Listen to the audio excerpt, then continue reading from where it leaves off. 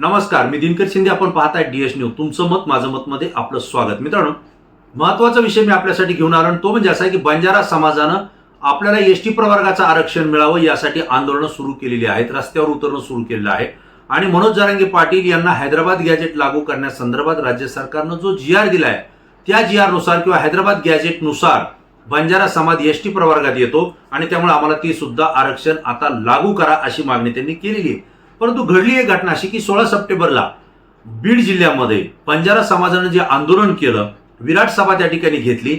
याच ठिकाणी राज्याचे अजित पवार यांच्या राष्ट्रवादी गटाचे माजी मंत्री आणि बीड जिल्ह्याचे माजी पालकमंत्री असलेले परळीचे आमदार धनंजय मुंडे हे या सभेमध्ये उपस्थित होते. आणि आपल्याला माहिती आहे की धनंजय मुंडेंचं मंत्रिपद हे नुकतंच गेलेले, परंतु गेल्या अनेक दिवसापासून ते शांत होते. पण बंजारा समाजाच्या या आंदोलनामध्ये ते सामोरे आले आणि आक्रमकपणे त्यांनी त्या ठिकाणी भाषण केलेले. आणि हे भाषण करत असताना त्यांनी असं एक वाक्य वापरलं की बंजारा आणि वंजारी समाज हा एकच आहे, तो वेगळा आहे का, असा प्रश्न त्यांनी उपस्थित केला. आणि हे सांगत असताना त्यांनी एवढंही सांगितलं की बंजारा समाजाला तेलंगणा असेल, राजस्थान असेल या ठिकाणी एसटीचं आरक्षण मिळतंय आणि त्यासोबतच वंजारी म्हणून आम्हाला सुद्धा इतर राज्यामध्ये एसटीचंच आरक्षण मिळतंय आणि त्यामुळे आम्ही दोघं वेगळे आहेत का, असा प्रश्न त्यांनी उपस्थित केलाय. म्हणजेच वंजारी आणि बंजारा समाज दोन्हीही एकच आहेत आणि त्यामुळे जी मागणी बंजारा समाजाची आहे एसटी आरक्षणाची, त्यामध्ये वंजारी समाजाला सुद्धा घुसवण्याचा प्रयत्न आणि स्वतःही एसटी प्रवर्गात घुसण्याचा जो काही धनंजय मुंडे यांनी या ठिकाणी प्रयत्न केलेला आहे, तो प्रयत्न यशस्वी होईल का, असा प्रश्न या ठिकाणी उपस्थित केला जातोय. विशेष म्हणजे धनंजय मुंडे यांनी हे वक्तव्य केल्यानंतर त्याच वेळी त्याच क्षणाला बंजारा समाजाच्या तरुणांनी त्या ठिकाणी आक्रमक पवित्रा घेतला आणि बंजारा आणि वंजारी समाज हा एकत्र नाही, एक नाही, दोन्ही वेगवेगळे आहेत. धनंजय मुंडे यांनी आपले शब्द मागे घ्यावेत म्हणून ते आक्रमक त्या ठिकाणी झाले. माध्यमांना बोलताना सुद्धा या बंजारा समाजाच्या प्रतिनिधींनी, तरुणांनी आक्रमकपणे आपल्या भावना व्यक्त केल्या. यापूर्वी बंजारा समाजाला जे आरक्षण होतं त्यामध्ये स्वर्गीय लोकनेते गोपीनाथराव मुंडे साहेबांनी घुसखोरी केली आणि आमच्यातलं 2.5% आरक्षण हे वंजारी समाजाला दिलंय. त्यावेळेस आम्ही शांत होतो, परंतु आता तेच पाऊल पुन्हा धनंजय मुंडेंनी वंजारी समाजाच्या विरोधात करू नये आणि त्यामुळे बंजारा आणि वंजारी हे वेगळे आहेत, यांना एकत्रित आणण्याचा प्रयत्न धनंजय मुंडे यांनी करू नये असं म्हणत बंजारा समाजच आता संतप्त झालेला आहे आणि त्यांचा वंजारी समाजाला बंजारा सोबत घेण्यास प्रचंड असा विरोध असल्याचं या ठिकाणी आपल्या लक्षात येतं. मित्रांनो, भाग असा आहे की राज्यामध्ये वेगवेगळ्या समाजाला, वेगवेगळ्या जातीला वेगवेगळ्या आरक्षणाच्या प्रवर्गात संधी दिल्या गेलेली आहे. त्या पद्धतीचं आरक्षण त्यांना दिलं गेलेलं आहे, ज्यामध्ये महाराष्ट्रामध्ये ओबीसी प्रवर्गामध्ये बंजारा समाज येतो, धनगर समाज येतो आणि वंजारी समाज सुद्धा येतो.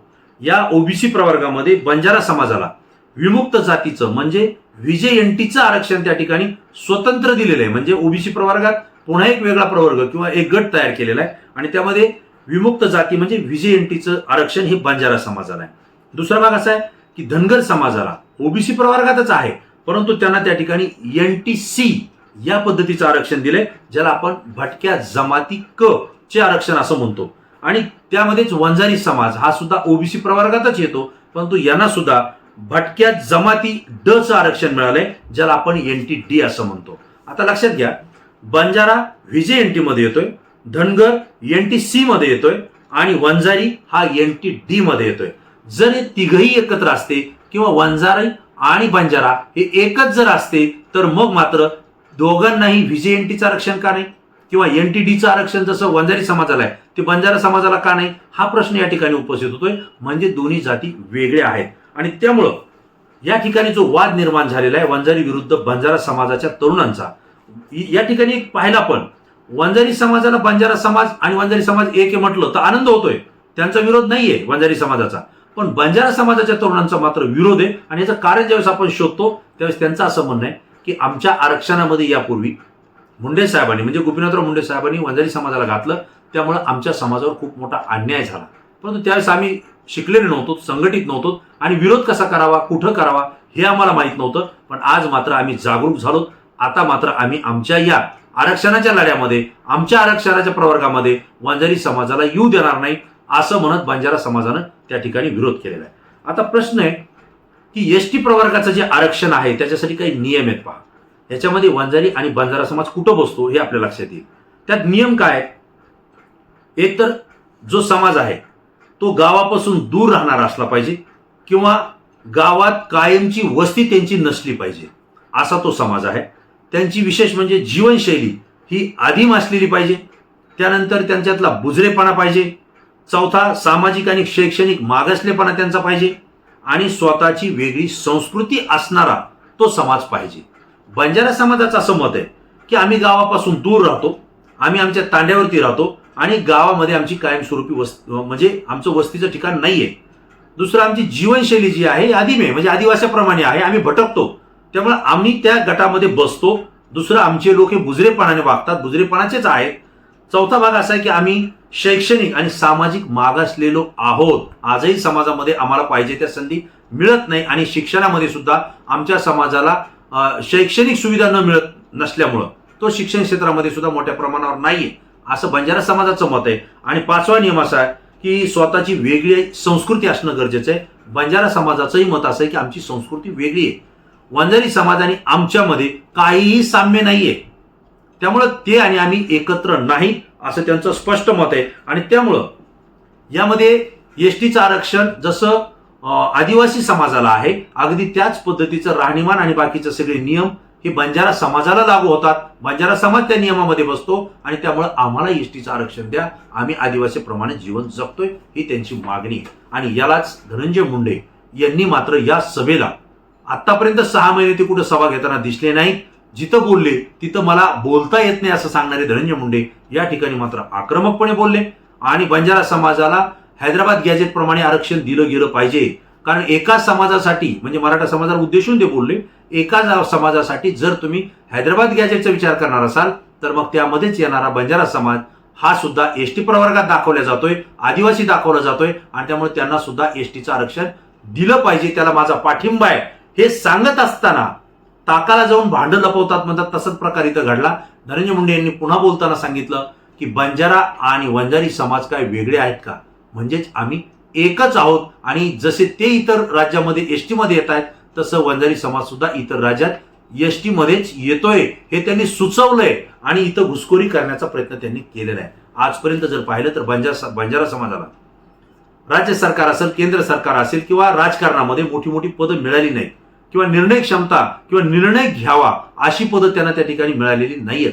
परंतु वंजारी समाजाचे गोपीनाथराव मुंडे हे राज्याचे उपमुख्यमंत्री होते, गृहमंत्री होते, केंद्रामध्ये सुद्धा ते मंत्री झाले होते आणि अशा वेळी संपूर्ण ओबीसी समाज त्यांनी एकत्रित करून भारतीय जनता पार्टीला सत्तेत आणण्याचा त्या ठिकाणी कसोशीने प्रयत्न केला होता. तो यशस्वी झाला होता आणि त्याच वेळी या आरक्षणामध्ये कुठली जात, कुठला समाज आणायचा, कोणत्या प्रवर्गात घ्यायचा याचं सुद्धा भान आणि अभ्यास हे गोपीनाथराव मुंडे साहेबांना होतं आणि त्यामुळं त्यावेळी वंजारी समाजाला मिळालेलं हे आरक्षण आहे. याच आरक्षण लढ्यामध्ये छगनराव भुजबळ यांच्यासोबत सुद्धा गोपीनाथराव मुंडे हे विरोधी पक्षात असताना सातत्यानं संपर्कात असायचे आणि त्यावेळी सुद्धा जे काही मंडळ आयोगाचे आरक्षण लागू झाले, ज्या काही जाती प्रवर्गात त्या ओबीसी आरक्षणामध्ये आल्या, मुख्यमंत्री शरद पवार असताना तो जो काही GR काढला गेला त्यामध्ये वेगवेगळ्या जातींचा समावेश झाला, हे सगळं आपल्याला माहिती आहे.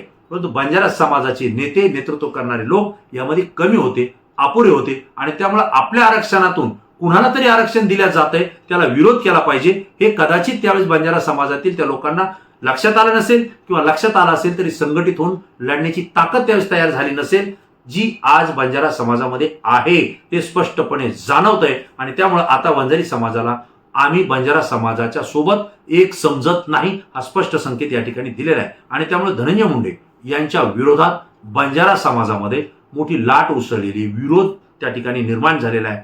जे काही बंजारा समाजाचे तरुण तरुणी असतील, जे सुशिक्षित आहेत, शिकलेले आहेत, ते माध्यमांसमोर येऊन बोलतायत की आम्ही राज्य सरकारकडे मागणी करतो आहोत, आमच्या समाजाच्या जातीसाठी आम्ही करत आहोत. याच्यामध्ये अगोदरच घुसखोरी झालेली आहे, आता धनंजय मुंडे यांनी पुन्हा याच्यामध्ये घुसखोरी करण्याचा प्रयत्न करू नये. तो आम्ही खपून घेणार नाही, तो आम्ही सहन करणार नाही आणि त्याला आम्ही तीव्र पद्धतीनं विरोध करू, अशा पद्धतीची प्रतिक्रिया बंजारा समाजातल्या या तरुण, सुशिक्षित असलेल्या, शिक्षित असलेल्या या मंडळींनी माध्यमांशी समोर बोलताना दिलेली. भाग असा आहे, ज्या घडामोडी राज्यामध्ये घडत आहेत खूप वेगवेगळ्या घडत आहेत. भारतीय जनता पार्टी आणि त्यांच्या मित्र पक्षाचं राज्यात सरकार आल्यानंतर हिंदू मुस्लिम हा जो काही वाद निर्माण करण्याचा प्रत्येक निवडणुकीला प्रयत्न भारतीय जनता पार्टीकडून होतो, त्यांच्या नेत्यांकडून होतो, तो आता राज्यामध्ये मराठा विरुद्ध ओबीसी हा वाद निर्माण करण्यामध्ये झाला होता. आणि आता पुन्हा ओबीसी मध्ये मराठा समाज आल्यानंतर आता त्यामध्ये सुद्धा धनगर विरुद्ध मराठा, माळी विरुद्ध मराठा किंवा धनगर विरुद्ध वंजारी, वंजारी विरुद्ध बंजारा असे वेगवेगळ्या जाती एकमेकांच्या विरोधात उभा राहताना आपल्याला पाहायला मिळतंय. जे महाराष्ट्र सगळ्या 18 पगड जातींना सोबत घेऊन चालणारं राज्य आहे, याच राज्यामध्ये धार्मिक वादानंतर आता जातीय वाद निर्माण होतोय आणि त्याला कोण फूस लावतोय हे आपलं सगळ्यांना माहिती आहे. मी DS न्यूजच्या माध्यमातून वेळोवेळी यावरती व्हिडिओ बनवलेत, तुम्हाला माहिती दिली आहे. आणि या ज्या काही घटना घडतायत या महाराष्ट्राला, सुसंस्कृत महाराष्ट्राला परवडणाऱ्या नाहीयेत. त्यामुळे राज्य सरकारनं यावर वेळीच लक्ष देणं गरजेचं आहे. आणि जे कोणी समाजामध्ये तेढ निर्माण करणारी मंडळी, आज राज्यामध्ये जातीय तेढ निर्माण करणारी मंडळी भाषणं देत आहेत, त्यांना सुद्धा थांबवण्याची गरज आहे. मित्रांनो, धनंजय मुंडे हे एसटी प्रवर्गामध्ये वंजारी समाजाला घुसवण्याचा किंवा स्वतः घुसण्याचा जो प्रयत्न करतायत तो यशस्वी होईल का? आणि बंजारा समाज वंजारी समाजाला एसटी आरक्षणामध्ये येण्यास विरोध का करतोय? तुम्हाला काय वाटतंय? तुमची प्रतिक्रिया तात्काळ द्या, कारण तुमची प्रतिक्रिया संपूर्ण महाराष्ट्रातून असते, ती अत्यंत अभ्यासू असते, म्हणून आमच्यासाठी महत्वाची असते. DS न्यूज सत्य घटना रोखठोक आणि परखडपणे तुमच्यापर्यंत घेऊन येते. व्हिडिओ आणि माहिती जर तुम्हाला आवडत असेल तर जास्तीत जास्त मित्रांना शेअर करा आणि DS न्यूजला सहकार्य करा. पुन्हा नवीन विषय, नवीन मुद्दा घेऊन आपल्या समोर येईल. तोपर्यंत धन्यवाद.